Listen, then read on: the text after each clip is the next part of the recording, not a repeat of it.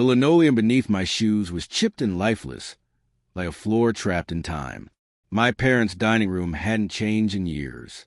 My phone buzzed in my hand, the glow stabbing at my chest. Balance. 0. My stomach didn't leap. It dropped. $14,000, gone overnight, and the sound of their laughter still rang in my ears. My name's Caleb. This is how I fought my way out of being the invisible one, and what it cost me to finally stand in my own light.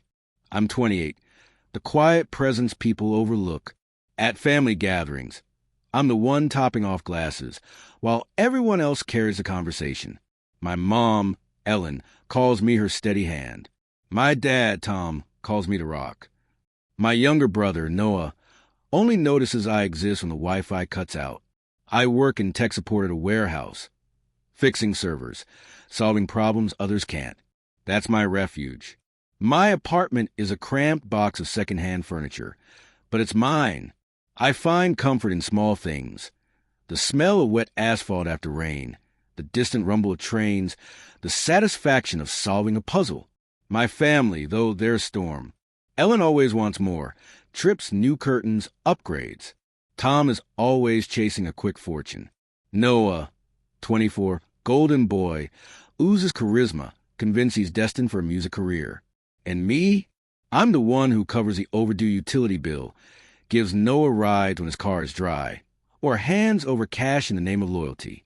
I told myself that was love, burning myself out to keep their fire alive.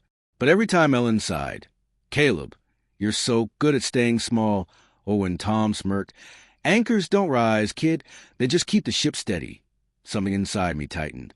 Last weekend, I showed up at their house with limes for Mom's ceviche. The air smelled of chili, but something was off. Tom was whispering into his phone, words like big break and game changer. Ellen's smile was stretched too wide. Noah's guitar case leaned smugly against the wall. At dinner, they staged it. Ellen's eyes locked onto me. "Caleb, you hide too much. We're going to help you shine," she said, sugar coating her tone. My fork froze halfway in my mouth. "Shine?" I asked. Tom leaned in, grinning. "Yeah. Stop sitting on your savings, live a little." I thought it was just teasing, until Noah chimed in smoothly. "Step into the spotlight, man. Don't hide anymore." Their looks told me it wasn't a joke. The wheels were already turning, and I was too late to stop them. The next morning, my phone exploded with texts. "Huge news. Move fast. You'll love this." I pulled on a hoodie and rode the subway, the city smearing past like a bad dream. Their house looked like a celebration. Streamers hung in the doorway, coffee brewed. Tom flipped eggs with the swagger of a man who'd just won. Ellen clasped my shoulders. "There's our hero," she said, her eyes shining too brightly. Then Tom pointed to a tablet on the counter. My bank account glared back at me. $14,000 gone.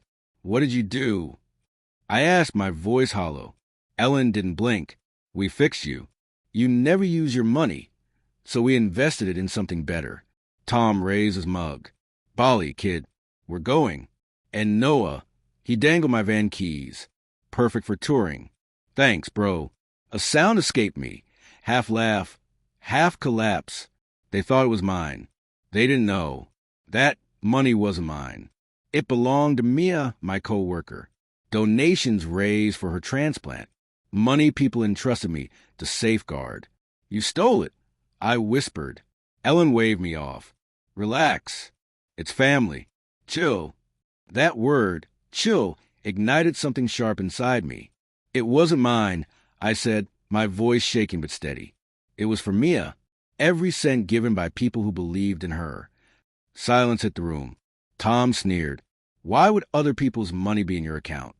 "Because they trusted me." I snapped. "Me, not you. And now you've stolen their faith." Noah's grin faltered. Ellen's mask cracked. Their faces shifted from denial to panic. I pulled out my phone and showed them the transfers. $8,000 to Ellen, $1,000 to Tom, $2,000 to Noah. Proof. "You fix this now," I said. "Call the bank. Reverse it today. You've got 8 hours before I go to the police." Tom loomed over me, his voice steel. "You don't give us orders." I'm not asking, I said, my tone calm despite the tremor inside. I'm telling you. The room chilled. Ellen's voice broke into a whisper. You betray your own blood? I'm protecting what's right, I answered. That money is her life, not your vacation fund. By that evening, the transfers were undone. 14,000 sat back in my account, lifeless, like wreckage pulled from the sea. I sent it to Mia immediately, with an apology that burned in my throat. She didn't scream. She only said, "Thank you for being honest." Somehow that hurt more. I locked every account, rebuilt walls of passwords and firewalls, shut every door they once had a key to.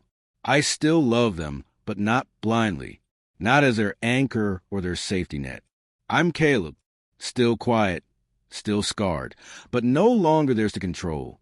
And I wonder, if it were you, staring at an empty account while their laughter filled the air, knowing someone else's hope had been stolen, could you forgive them? Would you? I'm still searching for that answer. Maybe you'd have it.